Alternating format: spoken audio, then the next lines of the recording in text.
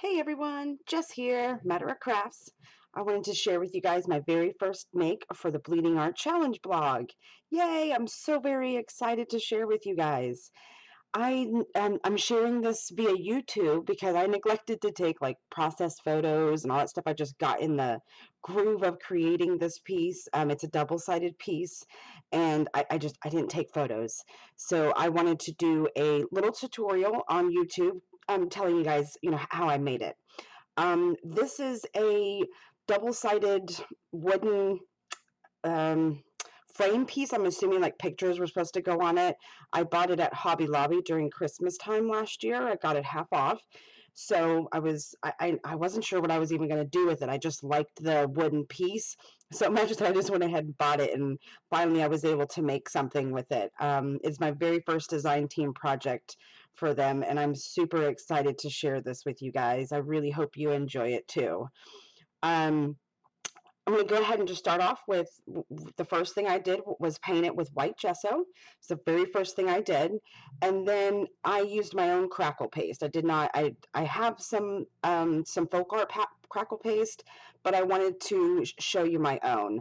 So as you can see, hopefully you can see some of the cracks in there, in here. So yeah, and I will hopefully will make a video on how I do make it. It's actually really quite easy and very, very inexpensive to make.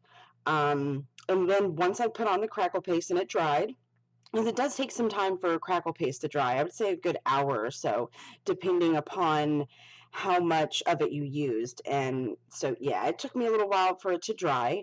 But then once it was dry, I sprayed it with a couple of sprays from Tattered Angels. But as you can see some of the shimmer in there from the spray. And I wasn't terribly happy with the color. It wasn't quite green enough for me. So what I did over that was I used Prima Marketing Finnabare's Victorian Green Impasto paint. So that's what I used to cover all of it. So a lot of the green that you see is really, it's more the impasto paste. The shimmer that you see in the project is from those Tattered Angel sprays. So you can kind of see it.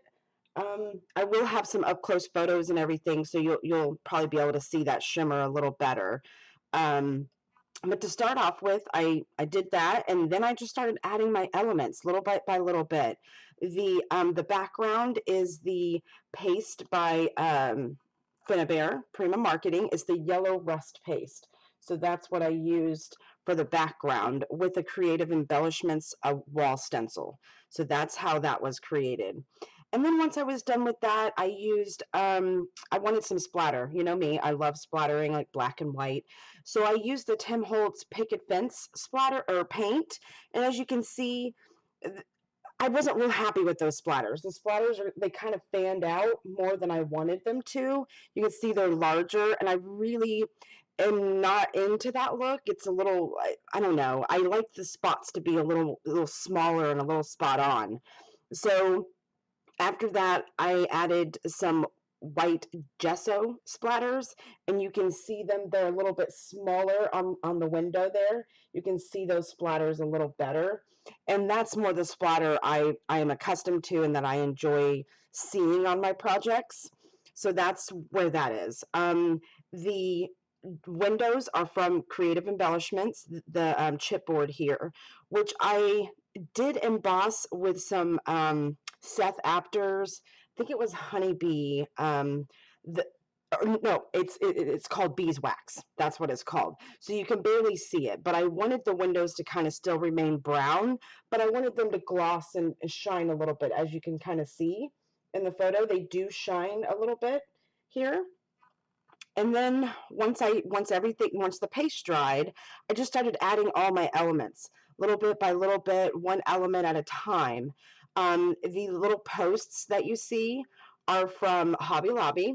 Those just a random piece from Hobby Lobby. They don't even sell them anymore. They were actually, there was a gift. It was a gift to me sent by a friend. And then let me go ahead and turn it over so you can see the other side too. The other side says love. So that's that side. I'm trying to keep my camera, I'm multitasking here, guys. I'm trying to watch the camera as well as show off the project for you. Then let's see, these little posts, well, the stepping stones. That's what these are. These are stepping stones, and I bought those at Michael's, in their mini. In their miniatures department. So that's where I got those stepping stones. There are 6 stepping stones throughout the whole project. There's 3 stepping stones on each side. So there's one behind the L. There is one behind the E right over here, as you can see, right over here. And then there's one on the bottom of the project too, right there. You can see that. All of the flowers are from Prima Marketing. All of these little flowers. Now, minus these flowers. These flowers were they were literally just in my stash. I believe I bought them at like a thrift store, and I just started peeling them off of their bush, a little bit at a time to add to the project. So that's what those are for, or that's where those are from. These sentiments that you see, I did kind of curl those to fit around the project. As you can see, they are curled a little bit, and you can kind of see the detail of them, see where they're just sitting nice and neatly on the project. And the paper dolls, obviously, most everybody knows where those are from. I don't think anyone else really makes these paper dolls besides Tim Holtz, who with Ranger Ink. So that's where the paper dolls come from. The fabric letters are from Prima Marketing, and that also was a gifted item. I'm so blessed to have a friend who basically, she just went through her stash and was like, I think you need these. I think you can do something with them. They've been in my stash forever. And I'm very grateful that she sent a lot of goodies to me and make a lot of projects possible for me. If it wasn't for her, a lot of the items and medals and stuff I have on my projects, they wouldn't be there. Let me just put it that way. Same thing with like I said, the light posts, same thing with the gates. And there is a story behind this piece. Basically, this is the opening. This is like the opening to a different world, and the windows and the girls sitting on the windows. It's an inspirational piece. I want people to dream and know that no dream is big enough for them, that if they really want something or they really want to achieve something, they can. Anything is possible. If you can imagine it, you can create it at some point in time. You just gotta figure out the logistics of it. And that's the kind of artist I am. I'm an inspirational artist. I want everybody to be inspired and be able to, make their own art and not be intimidated.